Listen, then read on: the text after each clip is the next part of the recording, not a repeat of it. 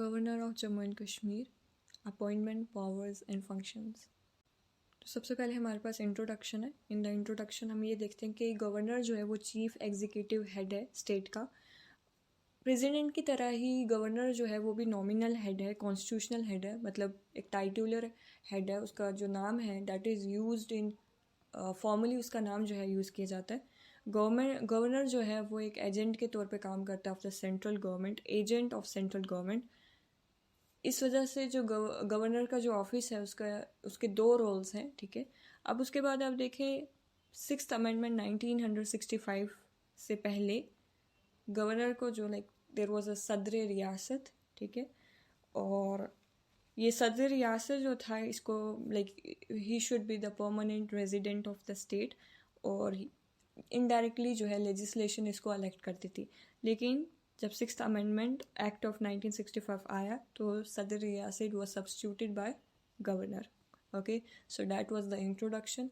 Then उसके बाद अगर हम बात करें इसकी अपॉइंटमेंट की, ना ही गवर्नर जो है वो ना ही डायरेक्टली जो है लोग उसको इलेक्ट करते हैं, ना ही वो इनडायरेक्टली जो है इलेक्ट किया जाता है। प्रेसिडेंट जो है वो इलेक्ट करता है गवर्नर को एक वारंट के अंडर, ठीक है, और चीफ मिनिस्टर की एडवाइस से, ठीक है।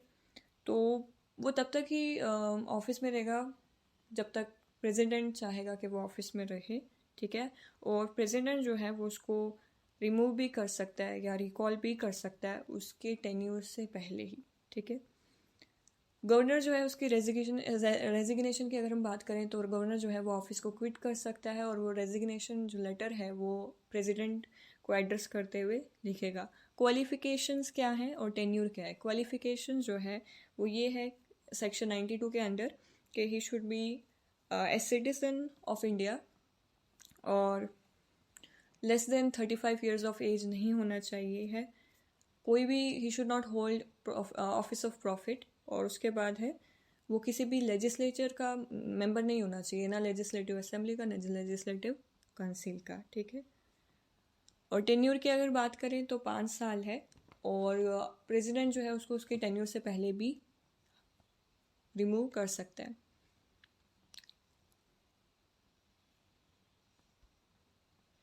अब आ जाते हैं हम पावर्स और फंक्शंस की तरफ। तो सबसे पहले हमारे पास है एग्जीक्यूटिव पावर्स। एग्जीक्यूटिव पावर्स में सबसे पहले तो ये है कि जितने भी एग्जीक्यूटिव एक्शंस हैं गवर्नमेंट ऑफ द स्टेट के, वो फॉर्मली जो है गवर्नर के नाम से ही लिए जाते हैं, ठीक है।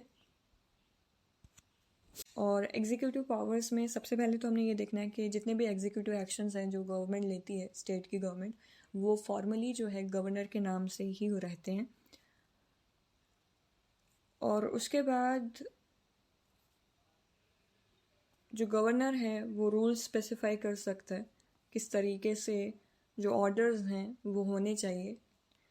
और गवर्नर जो है एक आसानी कारोबार, जो स्टेट गवर्नमेंट का जो कारोबार है उसमें आसानी के लिए रूल्स निकाल सकता है, लॉज बना सकता है, ठीक है, रूल्स निकाल सकता है। और उसके बाद गवर्नर जो है वो एडवोकेट जनरल जो होता है स्टेट का, उसको जो है अपॉइंट कर सकता है। और एडवोकेट जनरल जो है वो तभी तक ऑफिस में रहेगा during the pleasure of the governor. और गवर्नर जो है वो, जो governor of Jammu and Kashmir है, वो चेयरमैन और members of state public service commission उनको अपॉइंट करता है। हाउएवर ये जो हैं, जो मेंबर्स हैं स्टेट पब्लिक सर्विस कमीशन के, या फिर ये जो मेंबर्स हैं और चेयरमैन जो हैं, ये इन्हें प्रेसिडेंट ही रिमूव कर सकता है। वो चीफ मिनिस्टर से किसी भी तरीके की इंफॉर्मेशन जो है वो ले सकता है, ठीक है, कि इंफॉर्मेशन दीजिए अफेयर्स ऑफ द स्टेट को लेकर। और उसके बाद वो प्रेसिडेंट को, जो अगर स्टेट जो है वो सही तरीके से नहीं चल रही है in accordance with the Indian constitution, तो वो ये चीज़ प्रेसिडेंट को बता सकता है, एंड देन प्रेसिडेंट जो रूल है वो लगाया जाएगा। और जो यूनिवर्सिटीज़ हैं, मतलब ही एक्ट्स एज ए चांसलर, ठीक है, जितने भी स्टेट यूनिवर्सिटीज़ हैं उनका चांसलर जो है वो गवर्नर होता है, और फिर वो वाइस चांसलर जो होते हैं उन्हें अपॉइंट कर सकता है, ठीक है, जो स्टेट यूनिवर्सिटीज़ रहती हैं। उसके बाद हम देखेंगे कि गवर्नर की रिकमेंडेशन पे, चीफ मिनिस्टर की रिकमेंडेशन पे वो बाकी मिनिस्टर्स को अपॉइंट करता है, ठीक है। और उसके बाद जो चेयरमैन हैं या बाकी मेंबर्स जो हैं स्टेट पब्लिक सर्विस कमीशन की, मैंने आपको बता दिया, और उन्हें जो रिमूव करेगा डेट इज़ प्रेसिडेंट। वो सीएम को या काउंसिल ऑफ मिनिस्टर्स को भी ऑफिस से रिमूव कर सकता है, बट देयर कंडीशंस अप्लाइड, ठीक है। मेजॉरिटी जब नहीं होगी लेजिस्लेटिव असेंबली में तभी ऐसा हो सकता है। और गवर्नर जो है, जो लोअर हाउस है, मतलब कि जो लेजिस्लेटिव असेंबली है, उसको डिसॉल्व कर सकता है। और जब बात आती है नॉमिनेशन इन लेजिस्लेटिव काउंसिल की, तो जो 8 मेंबर्स जो हैं वो कौन नॉमिनेट करता है? गवर्नर। उनमें से ज़्यादा 3 मेंबर्स जो हैं वो socially and economically backward classes से रहेंगे, और बाकी 5 मेंबर्स जो हैं ऐसे फील्ड्स से जो कि जैसे आर्ट, लिटरेचर, ऐसे लाइक बड़े बड़े ग्रेट पर्सनालिटीज़ जो हैं वो रहेंगी, ठीक है। और गवर्नर जो है ज़्यादा से ज़्यादा सिर्फ 2 औरतें जो हैं वो स्टेट लेजिस्लेटिव असेंबली में नॉमिनेट कर सकता है फॉर द वुमेन एम्पावरमेंट। अगर उसको ऐसा लगे कि वुमेन जो है वो सही से उनको प्रेजेंट नहीं किया गया, उनकी रिप्रेजेंटेशन नहीं है, तो वो 2 वुमेन जो हैं उन्हें नॉमिनेट करेगा। अब उसके बाद अगर हम बात करें लेजिस्लेटिव पावर्स की, तो गवर्नर जो है वो एक इंटीग्रल पार्ट है स्टेट लेजिस्लेचर का, ठीक है। तो उसके पास बहुत सारे लेजिस्लेटिव पावर्स हैं, फंक्शंस के हैं। सबसे पहला ये है कि वो किसी भी हाउस को जो है वो बुला सकता है, और किसी भी हाउस को जो है बिना डिसॉल्व किए रोक सकता है, ठीक है। और वो स्टेट लेजिस्लेटर को जो जनरल इलेक्शन के बाद जो पहली असेंबली रहती है, पहला सेशन जो रहता है, वहाँ पे वो स्टेट लेजिस्लेटर को एड्रेस कर सकता है, या फिर जो फर्स्ट सेशन रहता है हर साल का, ईच ईयर, वहाँ पे वो स्टेट लेजिस्लेटर को एड्रेस कर सकता है। तीसरा ये है कि वो जो है किसी भी हाउस को जो है वो मैसेज सेंड कर सकता है respect to the bill, with respect to a bill जो कि पेंडिंग है। वो कलेक्टिवली भी हो सकता है और इंडिविजुअली भी हो सकता है, मतलब एक हाउस को भी हो सकता है इंडिविजुअली, और कलेक्टिवली मतलब दोनों हाउसेस को एक साथ वो मैसेज भेज सकता है। अब अगर स्पीकर और डिप्टी स्पीकर जो हैं वो नहीं हैं, ठीक है, वो जो है वो वैकेंट है, ठीक है, स्टेट लेजिस्लेटिव असेंबली और स्टेट लेजिस्लेटिव काउंसिल, ठीक है, दोनों में बात कर रहे हैं कि स्पीकर और डिप्टी स्पीकर नहीं है, तो गवर्नर जो है वो एक मेंबर को जो है स्टेट लेजिस्लेटिव असेंबली या स्टेट लेजिस्लेटिव काउंसिल से किसी भी एक मेंबर को जो है वो चूज़ करेगा to preside over its proceedings. उसके बाद अब देखें no speaker and deputy speaker then what, तो एक मेंबर जो है उसे चुना जाएगा who will preside over the proceedings। अब बिल के साथ क्या प्रोसेस रहता है? जब एक बिल जो है वो गवर्नर की तरफ भेजा जाता है, स्टेट लेजिस्लेटर एक बिल जो है गवर्नर की तरफ भेजती है, तो एक गवर्नर जो है उसके पास 4 ऑप्शंस रहते हैं। पहला ये कि वो अपना एसेंट जो है, कंसेंट जो है वो बिल को दे दे। दूसरा ये है कि वो बिल को विदहोल्ड कर ले, ठीक है। तीसरा ये है कि वो बिल को रिटर्न करे। मनी बिल को रिटर्न नहीं कर सकते, ठीक है। रिकन्सिडरेशन के लिए स्टेट लेजिस्लेटर के पास वापस से बिल को भेजा जाए, ठीक है। अगर बिल जो है स्टेट लेजिस्लेटर कंसीडर करने के बाद फिर वापस से सेकंड टाइम जो है वो गवर्नर की तरफ भेजता है, तो गवर्नर को ये मस्ट है कि गवर्नर को उसे एसेंट देना ही पड़ता है, अप्रूव करना ही पड़ता है। और लास्ट का ये है कि वो प्रेसिडेंट की कंसिडरेशन के लिए रिजर्व कर ले बिल को, ठीक है। और इसके लिए रिजर्वेशन जो है वो ऑब्लिगेटरी है। उसके बाद आप देखेंगे लेज report of finance commissions and others. अब गवर्नर जो है वो स्टेट फाइनेंस कमीशन जो है या फिर पब्लिक सर्विस कमीशन या जो कंट्रोलर है, ऑडिटर जनरल है, relating to accounts of state, ठीक है, ये स्टेट लेजिस्लेटर के सामने जो है रिपोर्ट्स जो है देता है। और उसके बाद वो लेजिस्लेटिव असेंबली को डिसॉल्व कर सकता है और एक फ्रेश इलेक्शंस के लिए ऑर्डर कर सकता है गवर्नर जम्मू एंड कश्मीर जो है वो दोनों चैम्बर्स जो हैं स्टेट लेजिस्लेचर के, like legislative council and legislative assembly, उन्हें एड्रेस भी कर सकता है। कोई भी लॉ जो है वो तब तक एक्ट नहीं बनेगा जब तक उस पर गवर्नर का कंसेंट नहीं होगा। और उसके अलावा वो एक इमरजेंसी भी जो है, लाइक अगर कुछ स्टेट में कुछ सही नहीं चल रहा है, लाइक फंक्शनिंग सही नहीं हो रही है in accordance with the Indian constitution, तो ये चीज़ वो प्रेसिडेंट को बता सकता है, एंड देन उसके बाद प्रेसिडेंट रूल जो है वो वहाँ पे लग जाएगा। इमरजेंसी रूल जो है वो रहेगा, इमरजेंसी जो है वो आ जाएगी। अब उसके बाद जो है फाइनेंशियल पावर्स के हैं, तो जो एनुअल फाइनेंशियल स्टेटमेंट है, मतलब जो स्टेट बजट है, वो स्टेट लेजिस्लेटर के सामने लेट डाउन किया गया या नहीं किया गया, इस चीज़ का ध्यान रखता है गवर्नर। एंड उसके बाद मनी बिल्स जो हैं वो स्टेट लेजिस्लेचर में पहले रिकमेंड जो है गवर्नर इस चीज़ को रिकमेंड करता है, इस चीज़ को देखता है, और उसके बाद जो है इंट्रोड्यूस किया जाता है मनी बिल को किसी भी स्टेट लेजिस्लेचर में, ठीक है, मनी बिल को लेजिस्लेचर में। उसके बाद कोई भी डिमांड जो है ग्रांट के लिए वो नहीं बनाई जा सकती एक्सेप्ट ऑन हिज रिकमेंडेशन। और जो कॉन्टीजेंसी फंड होता है, मतलब ऐसा फंड जो कि इमरजेंसी के लिए सेव किया गया हो, ठीक है, फंड फॉर द इमरजेंसी, उसको एक गवर्नर जो है यूज़ कर सकता है फॉर ऑन फॉरसीन एक्सपेंडिचर, ठीक है। और उसके बाद गवर्नर जो है एक फाइनेंस कमीशन जो है वो बिठाता है हर 5 सालों में to review the financial position of panchayat and municipalities. तो फाइनेंशियल कमीशन ये चीज़ देखने के लिए कि पंचायत और म्यूनसिपैलिटीज़ जो हैं उनका फाइनेंशियल पोजीशन क्या है, ठीक है।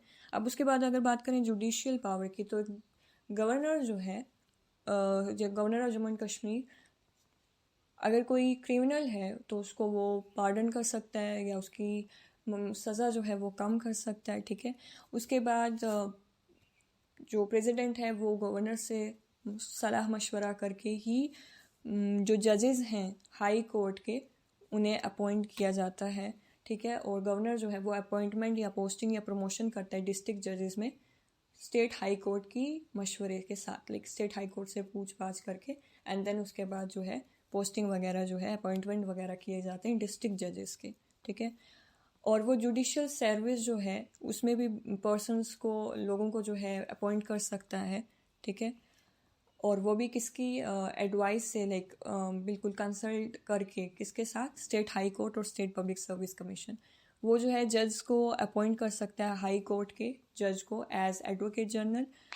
और वो चीफ जस्टिस को इस चीज़ का अप्रूवल दे सकता है कि कितने मेंबर्स जो हैं जजेस के वो रहेंगे जम्मू में या फिर श्रीनगर में फ्रॉम टाइम टू टाइम, ठीक है। तो वो चीफ जस्टिस को उसका अप्रूवल जो है गवर्नर का वो ज़रूरी है in determining the number of जजेस। और उसके बाद ये है कि जो एडिशनल डिस्ट्रिक्ट जजेस हैं या जो सेशन जजेस हैं वो भी गवर्नर ही अपॉइंट करते हैं। देन उसके बाद हम देखेंगे जो डिस्क्रिशनरी फंक्शंस है, लाइक जो ऑप्शनल पावर्स रहती हैं वो क्या, कि अगर एक बिल आता है तो गवर्नर के पास ये पावर है कि वो उसको एक्सेप्ट करे या रिजेक्ट करे, रिफ्यूज़ करे, या फिर उसे रिकन्सिडरेशन के लिए वापस भेजे, या फिर उस बिल को रिजर्व करके रखे, या फिर उससे प्रेसिडेंट की रिकन्सिडरेशन के लिए रखे, ठीक है। आर्टिकल 356 के अकॉर्डिंग जो गवर्नर है स्टेट का वो सेंटर की तरफ ये रिपोर्ट कर सकता है कि स्टेट गवर्नमेंट जो है वो फंक्शन नहीं कर रही है। खैर ये इंडियन कॉन्स्टिट्यूशन का आर्टिकल 356 है, लेकिन यहाँ पे जम्मू एंड कश्मीर कॉन्स्टिट्यूशन जो है 92 के अंडर जो है ये चीज़ आती है, जो इमरजेंसी पावर्स हैं वो सेक्शन 92 के अंडर आती हैं, ठीक है। अगर लेजिस्लेटिव असेंबली में कोई भी पार्टी जो है उसको मेजॉरिटी नहीं मिलती है तो गवर्नर जो है वो अपने डिस्क्रिशनरी पावर्स जो है उनका यूज़ करके चीफ मिनिस्टर को सेलेक्ट करता है।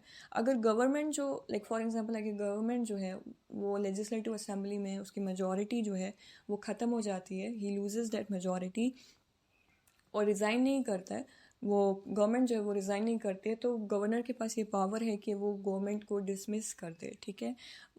अब वो लेजिस्लेटिव असेंबली को बिना डिसॉल्व किए, ठीक है।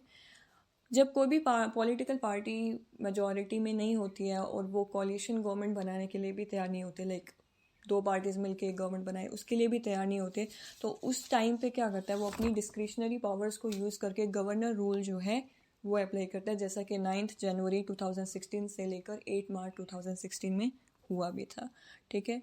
गवर्नर जो है वो chief minister of the state को रिमूव कर सकता है इन द केस उसको ऐसा फील हो कि जो गवर्नमेंट है does not enjoy the confidence of majority, या फिर वो अच्छे से वर्क नहीं कर रही है, ठीक है। और उसके बाद जो इमरजेंसी पावर्स है वो आपको बता दिए कि सेक्शन 92 के अंदर वो रिकमेंड कर सकता है जो प्रेसिडेंट को कि अच्छे से in accordance of Indian constitution जो है स्टेट वर्क नहीं कर रही है। तो जो इम्पोजिशन ऑफ गवर्नर रूल है वो जम्मू एंड कश्मीर में थोड़ा सा डिफरेंट है, बाकी स्टेट्स में आर्टिकल 356 के अंडर ये होता है, लेकिन जम्मू एंड कश्मीर में जम्मू एंड कश्मीर के जो कॉन्स्टिट्यूशन है जो था लाइक ओके इन पास्ट उसके अकॉर्डिंग जो है 92 उसके अकॉर्डिंग ये सारी चीज़ें जो है की जाती हैं। और उसके बाद एक और अदर पावर्स में जो गवर्नर है वो चेयरमैन रहता है अमरनाथ जी श्राइन बोर्ड का, ठीक है। अगर जो है चेयरमैन जो है, अगर जो है गवर्नर जो है वो एक हिंदू है, ठीक है, एक हिंदू पर्सन है, और उसके बाद वो लाइक तो वो क्या होगा, एक्स ऑफिशियो मेंबर रहेगा, चेयरमैन रहेगा श्री अमरनाथ जी श्राइन बोर्ड का।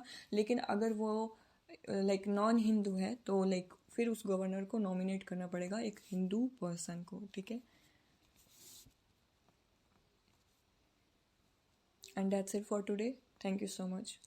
For the detailed notes, you have to visit my Instagram handle.